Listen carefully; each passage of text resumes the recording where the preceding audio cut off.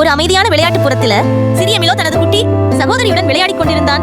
அவர்கள் சிரித்துக் கொண்டே ஒரு சிறிய மரவீட்டை சுற்றி கதைகள் படித்துக் கொண்டிருந்தனர். அது வெறும் பொம்மை அல்ல, அவரது குட்டி சகோதரி அந்த மரவீட்டை மிகவும் விரும்பியது. தூரத்தில் 2 செல்வந்த நாய்கள் மிலோவும் அவரது சகோதரியையும் கவனித்தனர்.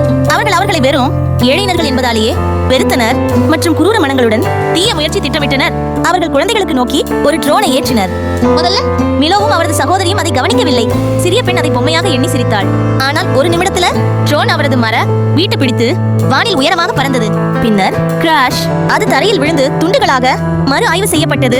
மிலோவின் குட்டி சகோதரி அழுதாள், முற்றிலும் அழுகின்றாள். செல்வந்த நாய்கள் தொலைவில் நின்று அவளின் வேதனையில் சிரித்தனர்.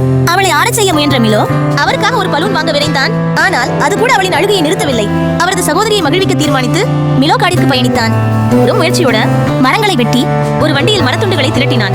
அவர் திறமையுடன் அவரது சகோதரிக்கு பெரிய அழகான மரவீட்டை கட்டினான். ஜன்னல்கள் மற்றும் கதவுகளை தானே வெட்டினான். கடுமையாக வேலை செய்து முடித்தான். வீடு தயாரான போது மிலோ புதிய செடியை நடவும் நீர் ஊற்றவும் செய்தான். காட்டுக்கு உயிர் மீண்டும் தருகிறான்.